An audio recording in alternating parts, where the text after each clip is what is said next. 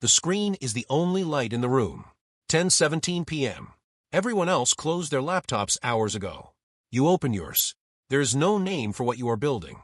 No pitch deck. No domain with a logo. Just a folder on your desktop dated 3 years ago, and a system that, tonight, still does not work. You will stay until 1:43. You always do. This is the part no one photographs. Not because it is private. Because it does not look like anything yet. Tomorrow your manager will ask why you look tired. You will say you stayed up late. That is the entire true story, told in a way that means nothing to anyone who hears it. The question no one in your life is asking: what happens when something built in the dark finally starts to work? You are not going to answer that yet. You have a job. You are good at it. You show up, you perform, you leave. The salary is enough. That is the exact word, enough. Not more. Not building. Enough. At 9 p.m. you eat. At 10 you sit down. Not to relax. To begin. The system you are building has no launch date. No investor. No one to report progress to. You are the only person who knows the specific number. The number it needs to hit before it changes anything. Most people would call that a red flag. You call it Tuesday. Ryan does not call it anything. You know Ryan from a company happy hour 3 years ago. He told everyone at the table that he was working on passive income. He said it the way people say they are training for a marathon, with the energy of the intention and none of the miles. Since then, Ryan has mentioned passive income at every gathering you have both attended. He has a new phrase now, building in public. He started a newsletter in February. He has sent 4 issues. At the last party, someone asked Ryan about his project. He spoke for 11 minutes. People nodded. Drinks were refilled. A small crowd formed around the edges. No one asked you anything. You do not know it yet, but that is the first gift. This is the mechanism almost no one understands until it is too late. Attention is a tax. Every person who knows what you are building has an opinion about it. An opinion is a weight. Early systems break under weight they were not built to carry yet. Ryan's project is not alive. It is a performance. Performances need an audience. Audiences need updates. Updates need a project that exists for the audience, not for the result. You are building for the result. Everyone else was asleep. The first year is not dramatic. You learn things that do not pay you back immediately. You build pieces that do not connect yet. You spend 67 hours on something you later delete in 4 minutes. That is not wasted time. That is load-bearing ignorance being removed from a structure. But you do not know that yet. In year 1, it just feels like 67 hours. Your body starts communicating in a new language. Not pain exactly.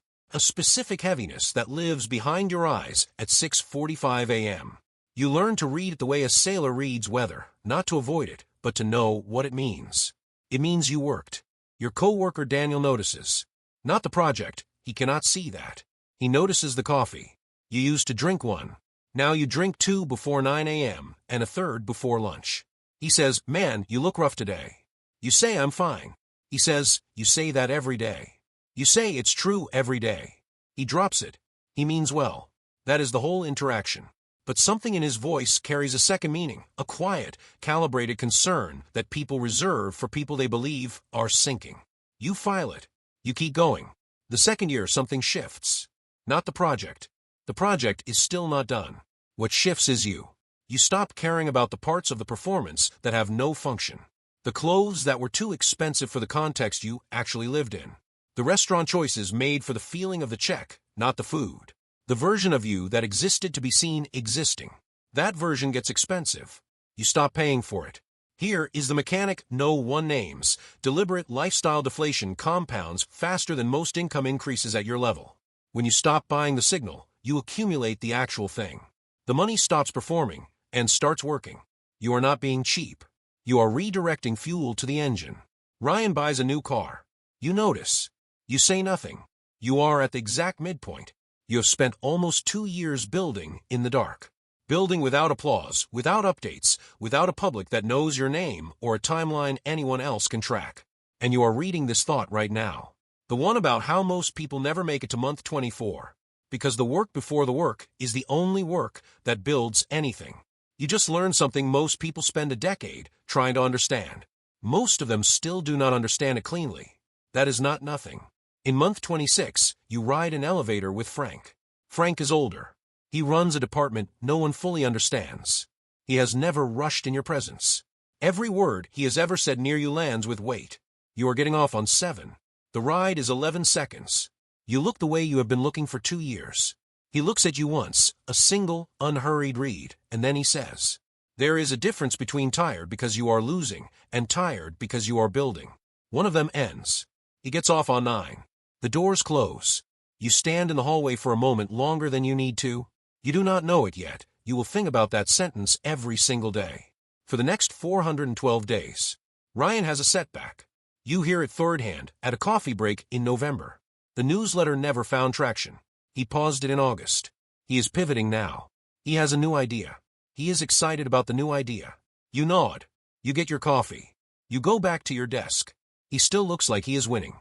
He speaks with the same confidence. The new car is still in the lot. At the next event, he is still the one people migrate toward. The room still gives him room. You still look tired. For anyone watching from the outside, the scoreboard has not changed.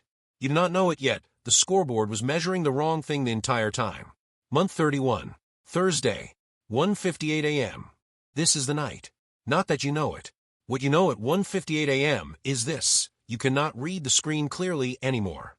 Your right shoulder has been holding the same tension for 6 days. The specific piece you have been rebuilding for 3 weeks has not worked. Not once. Not close. Not almost. You put your hands flat on the desk. You look at the cursor blinking. You think about closing the laptop. You think about Ryan asleep somewhere right now, not worried about any of this. Rested. His new idea still clean.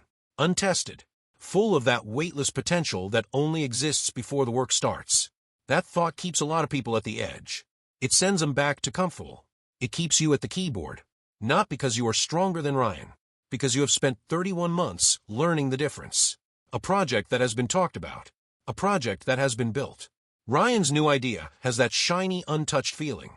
Yours is ugly and broken and real. Real things can be fixed. You make one small change. You close the laptop at 2:14 a.m. Everyone else was asleep.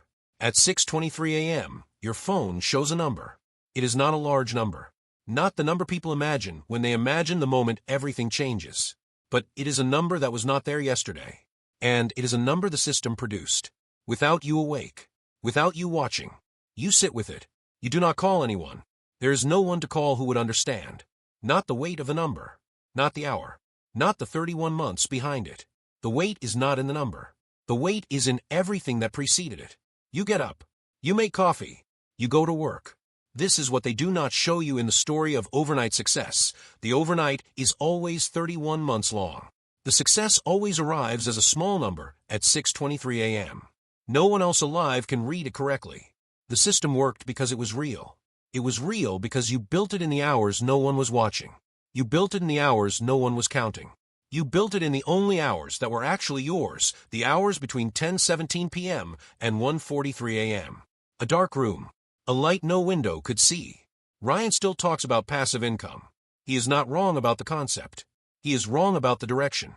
He talks about it like a destination. It is not a destination. It is an outcome. Outcomes require inputs. Inputs require time. Time requires a specific, recurring choice about what happens in the hours nobody counts. You made that choice 3 years ago. You are still making it. The antagonist looked better for 3 years. He may look better for a while longer. The scoreboard people can see is not the scoreboard that decides anything. You know this now in a way that cannot be argued out of you. The screen is the only light in the room. 10:17 p.m. You open a laptop. The folder is still there. The date on it is 3 years ago. The number from this morning is still in your phone. Everyone else was asleep. You were not. That is the whole story, told in a way that means everything.